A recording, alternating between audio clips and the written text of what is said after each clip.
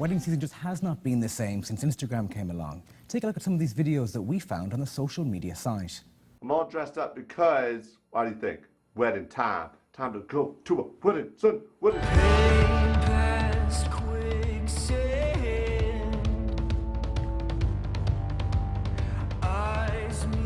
I'm new to this pocket square. So I don't know how it's supposed to go. Is that how it's supposed to go? It looks cool though, right? You like the pocket square? There's been a thing on a couple of different websites where people have shown off, no way, look, this is an iPhone wedding photography shoot. Look at this, the photos are amazing. Wow. Oh dear.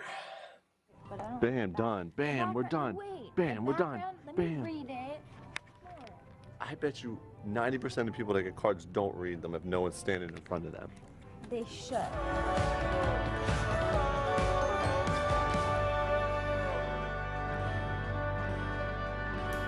Plenty of loved up, happy people out there on the internet, on Instagram. We're going to talk more about Instagram's impact and social media in general with weddings. And joining us on the social media panel, we've got Megan O'Dea from the Lamppost Group and Chloe Morrison from Nougat.com. Ladies, it has transformed the way we celebrate that very special day. Have you guys yourself been at weddings where social media has played a role? Definitely. I've noticed that more and more weddings I'm going to now, the bride and groom kind of rely on the guests to Instagram the wedding. It's going to be a while until your professional photos come out. It takes a while to edit them.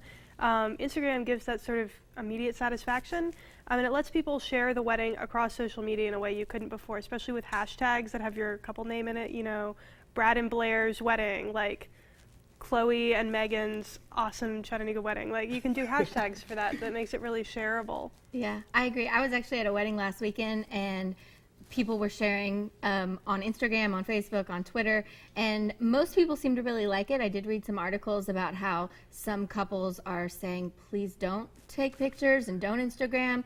It's like, they don't want people to be distracted because you're holding up your camera or whatever during the middle of the ceremony.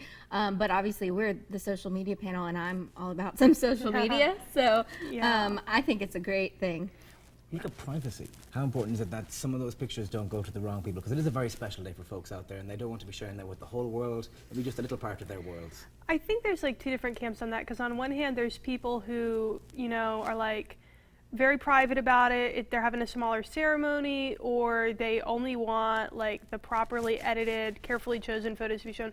Or they're like, we couldn't invite everyone because of money, and we wanted to have an open bar. Couldn't invite everyone we wanted to, but we want everyone to know that this was awesome and we're in love. And it's a way to allow people to participate without having them actually being there eating the chicken. Yeah, I actually found myself at the wedding and thought, is it inappropriate for me to start snapping pictures?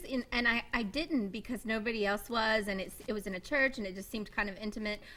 So I think maybe one good thing would be to kind of go in and if you don't know if the couple would appreciate it or not, like find out, or if you're not sure, err on the side of caution and don't start like jumping up and snapping pictures in the middle of the I-dos or something. Well, and you especially don't want to get in the way of the professional photographer. Like, I've heard many professional photographers complain about how a shot that they were paid to create and worked really hard to scope out beforehand is ruined by somebody's like aunt, like wielding an iPad, and so the professional shot is like the bride and groom are kissing, and the professional photographer can't get there because grandma's like, up in there. Yeah.